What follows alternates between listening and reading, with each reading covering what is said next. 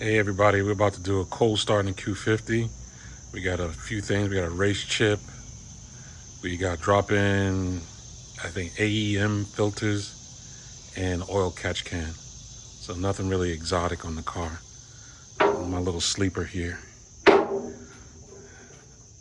So let me set this up for you. We'll do a cold start and you guys can get an idea of what we're working with here.